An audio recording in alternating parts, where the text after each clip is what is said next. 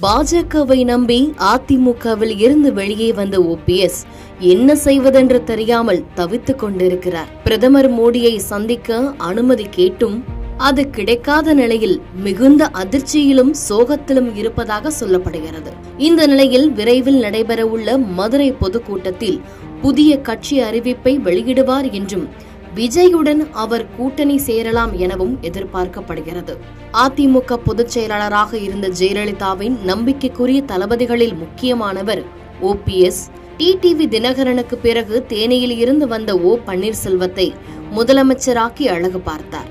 சிறையில் இருந்த ஜெயலலிதா வந்ததும் பதவியை ஒப்படைத்துவிட்டு அமைச்சராக தொடர்ந்தார் ஓபிஎஸ். இதனால் தனக்கு சிக்கல் வரும்போதெல்லாம் ஜெயலலிதா முதலமைச்சராக நியமித்த நிலையில் ஜெயலலிதா மறைவுக்கு பிறகு இடைக்கால முதல்வரான ஓபிஎஸ் தனது பதவியை ராஜினாமா செய்தார். சசிகலா கொடுத்த நெருக்கடியால் தர்ம யுத்தத்தை தொடங்கி அவர் சிறை சென்றதும் எடப்பாடி பழனிசாமியுடன் கைகோர்த்தார் ஓ பன்னீர்செல்வம். ஓபிஎஸ் ஆதரவு எம்எல்ஏக்களுடன் ஆதரவால் ஆட்சியை நிறைவு செய்த எடப்பாடி பழனிசாமி அதற்கு பிறகு ஓபிஎஸ்ஐ கட்டம் கட்ட தொடங்கினார். ஒற்றை தலைமை கோரிக்கையால் ஓபிஎஸ் தனி அணியாக நின்ற நிலையில் கட்சியிலிருந்து நீக்கப்பட்டார். தொடர்ந்து டெல்லி வரை சட்ட போராட்டம் நடத்தியும் அதிமுகவில் மீண்டும் நுழைய முடியவில்லை. இது ஒருபுறம் இருக்க, கடந்த மக்களவைத் தேர்தலில் அதிமுக பாஜக கூட்டணி பிளவுபட்ட நிலையில் பாஜக அணியில் சேர்ந்த ஓபிஎஸ் ராமநாதபுரம் தொகுதியில் போட்டியிட்டார். அதிமுகவின் அடையாளமான இரட்டை இலை சின்னத்தை எதிர்த்து போட்டியிட்ட ஓபிஎஸ் தோல்வியடைந்தாலும் அதிமுக வேட்பாளர் 3வது இடத்திற்கு தள்ளப்பட்டார். இதனால் ஓபிஎஸ் தரப்பு மீது இபிஎஸ் தரப்பிற்கு கோபம் அதிகரித்தது. எந்த காலத்திலும் ஓபிஎஸ்ஸிற்கு அதிமுகவில் இடமில்லை என திட்டவட்டமாக இருக்கிறார் எடப்பாடி பழனிசாமி. அதே நேரத்தில் அதிமுகவில் மீண்டும் இணைய வேண்டும் என விரும்புகின்றனர் ஓபிஎஸ் ஆதரவாளர்கள். இதையடுத்து அதிமுக தொண்டர்கள் உரிமை மீட்பு குழு என்ற அமைப்பை ஆரம்பித்து வரும் ஓபிஎஸ் அடிக்கடி ஆதரவாளர்களுடன் ஆலோசனை நடத்தி வருகிறார். அந்த வகையில் கடந்த சில தினங்களுக்கு முன்பு நடைபெற்ற நிகழ்ச்சியில் பேசிய அதிமுக ஓபிஎஸ் அணியின் ஆதரவாளரான ரஞ்சித் குமார், காலில் கூட விழுகிறோம், அதிமுகவில் சேர்த்துக் கொள்ளுங்கள் என பேசினார்.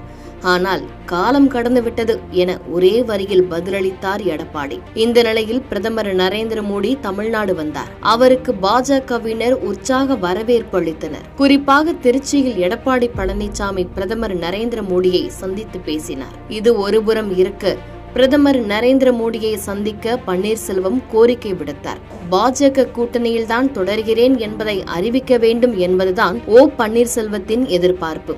ஆனால் மோடியை சந்திக்க பன்னீர்செல்வத்திற்கு அனுமதி கிடைக்கவில்லை. இதனால் அவரது ஆதரவாளர்கள் கொந்தளித்து போயுள்ளனர். பாஜக பேச்சை கேட்டுதான் வெளியே வந்தேன் என ஓ பன்னீர்செல்வம் கூறியிருந்த நிலையில் தற்பொழுது எடப்பாடி பழனிசாமிக்காக ஓ பன்னீர்செல்வத்தை பாஜக கழற்றிவிட்டதாக கொந்தளிக்கின்றனர். அந்த அதிருப்தியை வெளிப்படுத்தும் வகையில் பேசிய ஓபிஎஸ் ஆதரவு நிர்வாகியான பன்ருட்டி ராமச்சந்திரன் விஜயுடன் ஓ பன்னீர்செல்வம் கூட்டணி அமைக்க வேண்டும் என கூறியிருந்தார். இந்த நிலையில் செப்டம்பர் 4ஆம் தேதி மதுரையில் ஓ பன்னீர்செல்வம் தரப்பு மிகப்பெரிய மாநாட்டை நடத்துகிறது.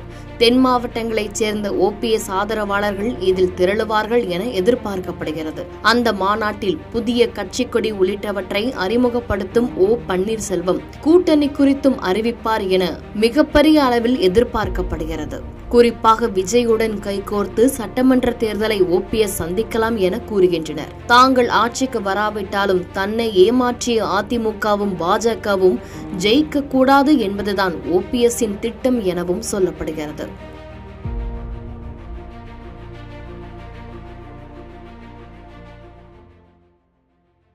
செய்திகளை உடனுக்குடன் தெரிந்து கொள்ள கீழ்கண்ட கேபிள் மற்றும் டிடிஎச் நெட்வொர்க்குகளில் எம்நாடு செய்தி தொலைக்காட்சியை காணுங்கள். பாதகம் செய்பவரை கண்டால் நாம் பயம் கொள்ளலாகாது பாப்பா. மோதி மிதித்துவிடு பாப்பா, அவர் முகத்தில் உமிழ்ந்துவிடு பாப்பா. அண்மை செய்திகளை உடனுக்குடன் தெரிந்து கொள்ள இணைந்திருங்கள் எம்நாடு தொலைக்காட்சியுடன்.